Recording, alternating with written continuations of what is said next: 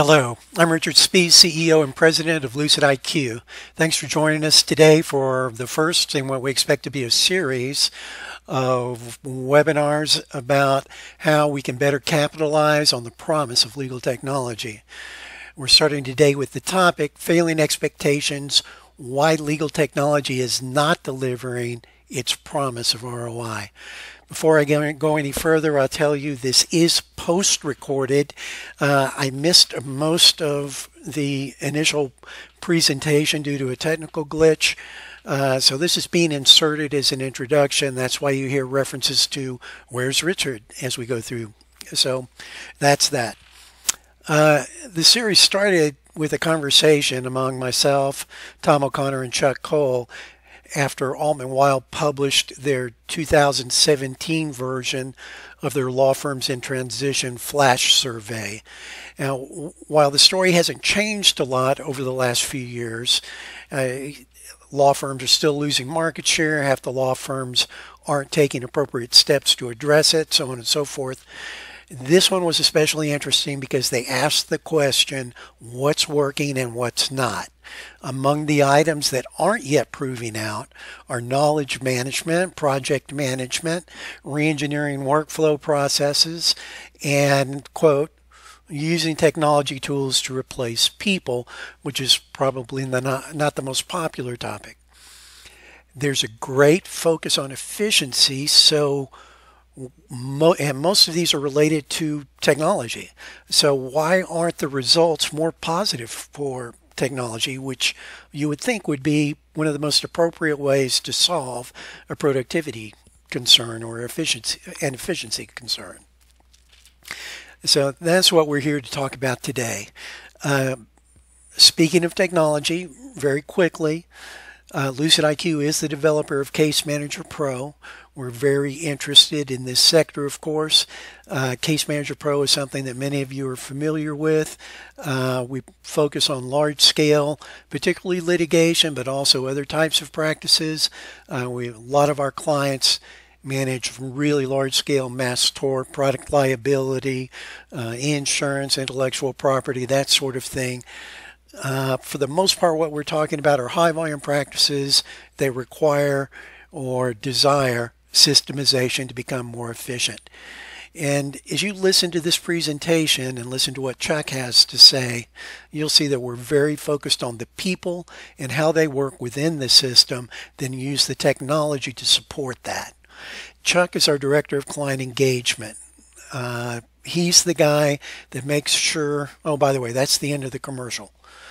Chuck is our Director of Client Engagement.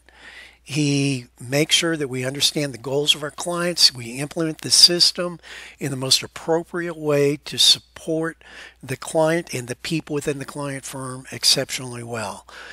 Chuck has worked as a CIO, he's worked as a knowledge management director, and he's held other key roles in large corporate environments. He's also been a KM and technology consultant for Deloitte and of course for us. He's a Six Sigma black belt. He's got his knowledge management MBA from Georgetown. He's got all the credentials you could ask for, but besides that, he's a knowledgeable and very easy guy to get along with, very enthusiastic and passionate about the work he does. Many of you already know Tom O'Connor, who's co-hosting this and his many speaking engagements on legal technology. He's an attorney, he's a recognized expert and consultant, especially in the e-discovery arena, and he's worked on some of the largest cases ever. He's very well published and respected, and we're really delighted to have him working with us in this webinar series and in other endeavors.